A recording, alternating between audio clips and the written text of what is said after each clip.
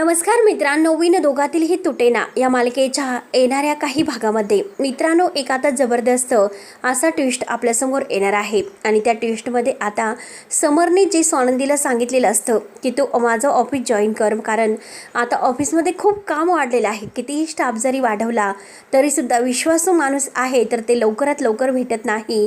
आणि कामाची धावपळ इतकी वाढलेली आहे, आनंद आणि माझ्यावर इतकी जबाबदारी वाढलेली आहे, तर आम्हाला सपोर्ट करण्यासाठी आणखी एका व्यक्तीची गरज आहे. परंतु आता जेव्हा स्वानंदी नकार देते आणि स्वानंदीने नकार दिल्यानंतर आता समरची इतकी धावपळ सुरू असते आणि समरची चाललेली धावपळ आणि त्याला भरलेला ताप, त्यामुळे शेवटी स्वानंदी आता समरला असं काहीतरी खास सरप्राईज देते की जेणेकरून समरची तापसुद्धा पळून जाते. आणि समरने सुद्धा स्वानंदीसाठी असं काहीतरी मस्त आता तयार केलेलं असतं. स्वानंदीने सुद्धा आता सर्व काही करून अगदी दाखवून दिलेलं आहे. तेव्हा मित्रांनो आता सविस्तर नक्की काय होणार आहे हे बघायला विसरू नका. त्यासाठी व्हिडिओ शेवटपर्यंत नक्की बघत राहा. आणि जर तुम्ही आपल्या चॅनलवर नवीन असाल तर चॅनलला सबस्क्राईब करण्यासाठी मात्र विसरू नका. मित्रांनो हे बघा, आता समरने आपली मिशी काढलेली असते म्हणून सगळेजण समरला हसत असतात. स्वानंदीला सुद्धा फार हसू येत असतं आणि स्वानंदी समरच्या मागे हातामध्ये प्लेट पोह्यांची घेऊन त्याला आपल्या हाताने चमच्याने भरवत असते. समरची इतकी धावपळ असते, त्याला आता कोणतंही लक्षच आता इतकं कामामध्ये मग्न झालेलं असतो. ऑफिसमधून सारखे फोन येत असतात आणि इतके आपल्या ऑफिसमधून फोन येत आहे की त्याला पाणी पिण्यासाठी सुद्धा वेळ नसतो, म्हणून तो घाईघाईने ऑफिसला निघून जातो. त्यानंतर मात्र इकडे मलिका ही सुष्मिताला म्हणत असते की अगं तू एक काम कर, तू मात्र स्वानंदीशी गोड बोल आणि स्वानंदीशी गोड बोलून तिच्याकडून काढून घे की ती ऑफिसला जाणार आहे किंवा नाही. तेव्हा सुष्मिता म्हणते की मॉमीला ठीक आहे, मी नक्कीच काढते. म्हणून आता स्वानंदी रूममध्ये असते आणि सुष्मिता तिच्याशी गोड बोलायला येते. आणि सुष्मिता आता गोड बोलून म्हणत असते की अगं ताई काय झालं, तुला तर जिजूंनी आता नवीन ऑफर दिलेली आहे वाटतं. त्यावरती आता लगेच स्वानंदी विचारते की काय झालं, तुला कसं माहिती. तर सुष्मिता म्हणते की अगं कसं माहिती म्हणजे मी ऐकलं ना माझ्या कानांनी, कारण जेजू तुला काल म्हणत होते की तू ऑफिस जॉईन कर म्हणून, आणि बघ ना तू करणार आहेस का. पण अगं स्वानंदी ताई तुझी किती धावपळ होईल, जेजूंची किती धावपळ असते, मग तुझी सुद्धा तशीच धावपळ होईल आणि तू मात्र इतकी धावपळ करू नकोस. म्हणून सुष्मिता आता तिला मुद्दाम जाऊ नको असं सांगत असते. स्वानंदी म्हणते की ठीक आहे, ते नंतर आता मी विचार करून सांगेल, तू काही काळजी करू नकोस, मी जाईल किंवा नाही जाणार त्याची तू आता इतकं टेन्शन घेऊ नकोस.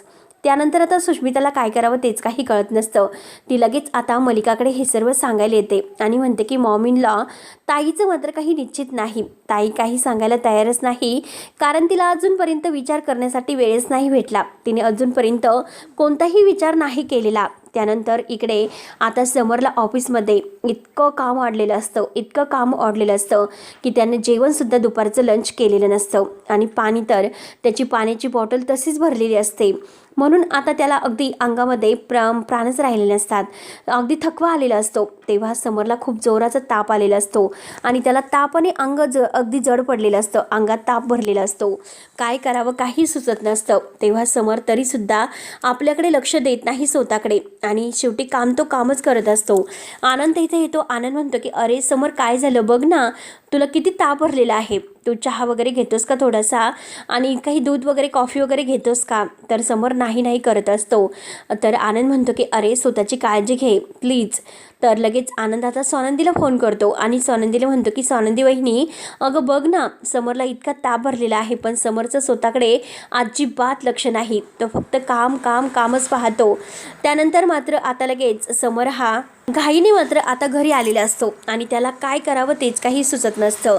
तेव्हा स्वानंदी पाहते. स्वानंदी म्हणते की राजवाडे अहो जेवण करून घ्या. समर म्हणतो की नाही मला भूक नाही. स्वानंदी म्हणते की अहो तुमचा टिफिनसुद्धा तसंच आहे आणि पाण्याची बॉटलसुद्धा तशीच आहे. समर फक्त ऑफिसच्या कामाविषयी बोलत असतो. स्वानंदीची बोलायलासुद्धा त्याला वेळ नसतो, तो सगळी धावपळ करत असतो आणि एका महत्त्वाच्या मीटिंगचं जे काही प्रेझेंटेशन आहे तर ते त्याला तयार करायचं असतं आणि वेळेत ते मीटिंगमध्ये सादरसुद्धा करायचं असतं. त्यामुळे आता त्याची सर्व तयारी तीच सुरू असते. नक्की काय करावं, आणि एकतर अंगामध्ये इतका ताप भरलेला आहे, मग आता त्याला फार टेन्शन येतं. तो तसाच झोपी जातो. तेव्हा स्वानंदी समोरची ती अवस्था पाहते, त्याचे पाय वगैरे चोळून देते आणि त्याला अगदी म्हणजे पट्ट्या वगैरे आहे तर त्याच्या डोक्यावर वगैरे ठेवते, त्यामुळे त्याचा ताप थोडासा बरा होतो आणि तो पुन्हा लगेच उठतो आणि कामाला लागतो. स्वानंदी हे सगळं काही पाहत असते. स्वानंदीला काहीच कळत नसतं की नक्की आता राजवाड्यांना काय झालं. जेवायला सुद्धा तयार नाहीत. समरला तापसुद्धा खूप भरलेला आहे. मग आपण मात्र त्यांची इतकी धावपळ होण्यापेक्षा आपणच एक काम करावं, उद्यापासून आपण त्यांचं ऑफिस जॉईन करावं. आपण लवकरात लवकर त्यांच्या ऑफिसमध्ये गेलो तर अगदी त्यांच्यासाठी खूप बरं होईल आणि त्यांनासुद्धा बरं वाटेल. त्यांची इतकी धावपळ व्हायला नको. म्हणून आता स्वानंदी ऑफिस जॉईन करण्याचं ठरवते. पण तिला असं वाटतं की समरला मात्र आता सरप्राईज द्यायचं आहे आणि ते सरप्राईजच असेल. समरला काही सांगायचं नाही की आपण आता ऑफिसला जाणार आहोत किंवा नाही. तेव्हा स्वानंदी सकाळी सकाळी तयार होते. तिने अंगामध्ये कोट वगैरे घातलेला असतो आणि समर आता तयार होऊन निघूनसुद्धा गेलेला असतो. इतकी धावपळ त्याची असते. स्वानंदी तयार होते आणि बाहेर येते. स्वानंदीला असं वाटतं की आज पहिलाच आपल्या कामाचा दिवस आहे, म्हणून ती देवघरात येते आणि गणपती बाप्पांना हात जोडते आणि म्हणते की गणपती बाप्पा सगळं काही निर्विघ्नपणे पार पडून दे. राजवाड्यांची होणारी धावपळ आहे तर ती कमी होऊन दे. आज मी तुझ्या आशीर्वादाने आता राजवाड्यांचं ऑफिस जॉईन करणार आहे आणि हे राजवाड्यांना माहिती नाही, पण किती काही झालं तरी आज मात्र मी त्यांचं ऑफिस जॉईन ते असं तिने ठरवलेलं असतं. त्यानंतर मात्र समर ऑफिसला गेलेला असतो. त्याने नाश्ता वगैरे सुद्धा काहीच केलेलं नसतं आणि गोळ्यासुद्धा घेतलेल्या नसतात. तर ऑफिसमध्ये सगळं काही व्यवस्थित चालू असतं. स्वानंदी आता बाहेर येते, आजींच्या पाया पडते. आजींच्या पाया पडून म्हणते की आजी हे बघा, आता मात्र मला घाईने तुम्ही काहीतरी म्हणजे जायचं आहे, मला आशीर्वाद द्या. तर लगेच आजी म्हणते की काय झालं नंदू, अगं तू कुठे निघालीस. नंदू म्हणते की अहो मी राजवाड्यांच्या ऑफिसमध्ये जायला निघाले, कारण तेथे त्यांना माझी खरंच खूप गरज आहे. एकतर रात्रभर त्यांना इतका ताप भरला होता, नक्की तापेमध्ये ते फनफन करत होते, पण आज माझी त्यांना गरज आहे म्हणून मी तिकडे जायला निघालेले आहेत. म्हणून स्वानंदी आता तिकडे जायला निघते. आजी तिचा औक्षण वगैरे करते, तिला टिळा वगैरे लावते आणि स्वानंदी आजीच्या पाया पडते. आता जेव्हा आता ही मलिका आहे तर ती मलिका घाईने तेथे येते आणि म्हणते की अगं सुष्मिता ही कॉफी पिऊन घे. ते स्वानंदी म्हणते की बरं ठीक आहे. स्वानंदी मात्र आता कॉफी आहे तर ती मलिकाला असं वाटतं की नक्की स्वानंदीच्या हातात दिली म्हणल्यानंतर ती पिईल आणि तेवढ्यात तिला फोन येतो आणि फोनवर बोलता बोलता कॉफीचा कप आहे तर ती तसाच तिथे ठेवते आणि तिच्या लक्षातच राहत नाही की कॉफी प्यायची की काय. आता मलिकाने त्यामध्ये गुंगीचं औषध मिक्स केलेलं असतं, जेणेकरून आता स्वानंदी ऑफिसलाच पोहोचणार नाही असं वाटत असतं. तेवढ्यात सुष्मिताला जाग येते. सुष्मिता लगेच काहीने उठून येते आणि ते कॉफीचं कप ती स्वतःच पिऊन घेते. त्यामध्ये गुंगीचं औषध असतं. सुष्मिताला आता पुन्हा ती गुंग हरपल्यासारखं होतं. ती आता आपल्या रूममध्ये जाते आणि अशीच बेडवर जाऊन झोपते. तिला काहीच कळत नसतं. मलिकाला असं वाटतं की नक्कीच आता स्वानंदी प्याली आणि ह्या स्वानंदीला अजूनपर्यंत काहीच कसं झालं नसेल, नक्की काय झालं असेल, म्हणून ती बघायला येते आणि आता ही स्वानंदी मस्त तोऱ्यात निघून गेलेली असते. तिला काही फरक पडलेला नसतो. ती मात्र आता सगळं काही छायाला व्यवस्थित सांगते आणि सगळं काही ती सांगून निघून गेलेली असते. त्यानंतर जेव्हा मात्र आता ही सुष्मिता रूममध्ये आता झोपी गेलेली असते, गुंगीच्या औषधामुळे तिला डुकला लागून गेलेला असतो, बेशुद्ध असते. त्यानंतर मलिका जेव्हा पाहायला येते तिला असं वाटतं की स्वानंदी नक्की तिच्या रूममध्ये असेल, परंतु आता होतं तर काय वेगळंच होतं. आणि शेवटी आता ही सुष्मिता बेडरूममध्ये अशी झोपलेली आहे आणि स्वानंदी तर ऑफिसला निघून गेलेली आहे. आता काय करावं काय नाही काहीच कळत नसतं. आता मलिकाच्या डोक्यातच येत नाही. स्वानंदी जर ऑफिसला निघून गेली आणि सुष्मिता इथे का लोळते आणि तेव्हा मात्र तिथे कप पाहते आणि त्या कपाने ज्या कपामध्ये आपण स्वानंदीला कॉफी दिलेली असते तो कप मात्र सुष्मिताच्या रूममध्ये कसा, म्हणजे नक्की ते आता कॉफी सुष्मितानेच पिऊन घेतली. म्हणून मलिका डोक्याला हात लावते.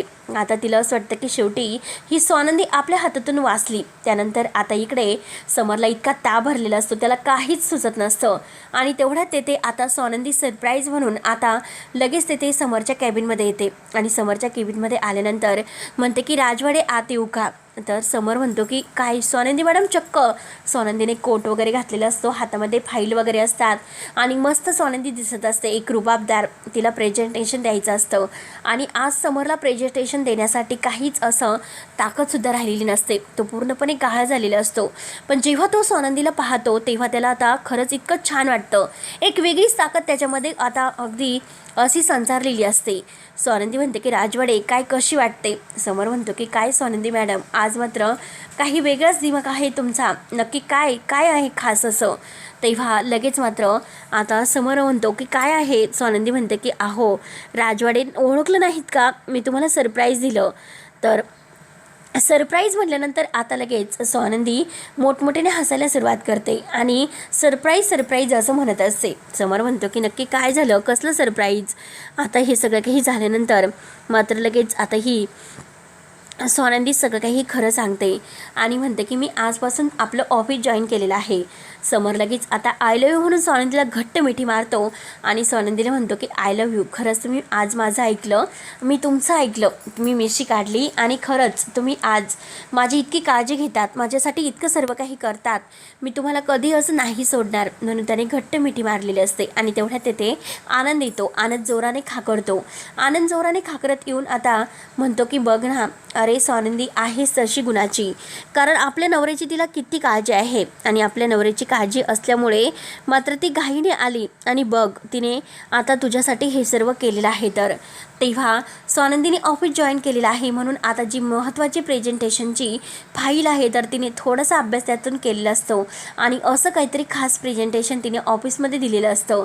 ते सगळं काही बघून आता तो दिवस प्रेझेंटेशनचा असतो आणि समरची तब्येत बरोबर नसते, परंतु स्वानंदीने सगळं काही सावरून घेतलेलं असतं. समर लगेच तिला आपल्या तेथे खुर्चीवर बसवतो आणि म्हणतो की खरंच मानलं तुम्हाला, आज आनंद आणि मलासुद्धा तुम्ही मागे टाकलत. स्वानंदी मॅडम तुम्ही अगदी आहातच हुशार. आनंद म्हणतो की अरे मग बायको कोणाची आहे. समर राजवाड्यांची. स्वानंदी खुश होऊन हसत असते, तिला खूपच आनंद झालेला असतो. त्यानंतर मात्र समरने तिच्या जी काही नेम प्लेट असते तर ती सुद्धा बनवून घेतलेली असते आणि खास तिचं केबिन सरवलेलं असतं. अगोदर त्याने आपल्या खुर्चीवरच तिला बसून मान दिलेला असतो. आता तुम्ही या ऑफिसच्या एम्प्लॉई नाही तर बॉस आहात असं म्हणतो आणि तो सगळं काही छान करतो. तेव्हा आनंद अगदी जोरजोराने टाळ्या वाजवून स्वानंदीचं आता ऑफिसमध्ये सेलिब्रेशन जंगी होत असतं आणि इकडे काकूचा तर इतका जळफाट होतो. काकूला असं वाटतं की आपण करायला गेलो एक आणि हे सुष्मिता हिला तर काहीच करता येत नाही. शेवटी तोंडावरच ती पडली आणि ती स्वानंदी मात्र आपल्या तोंडावर पाणी फिरून निघून गेली. आता आजीला तर फारच आनंद होत असतो. आजीने स्वानंदीला आशीर्वाद वगैरे दिलेला असतो आणि मलिकाचा खूप जळफाट झालेला आहे आणि स्वानंदी ऑफिसला गेल्यानंतर आता जे काही फोटो पडलेले आहेत तर ते बघून मलिकाचा आणखीनच जळफाट होतो. तिला काय करावं काय नाही सुचतच नसतं. म्हणून शेवटी आता मित्रांनो पुढे नक्की काय होईल बघायला विसरू नका. तोपर्यंत धन्यवाद.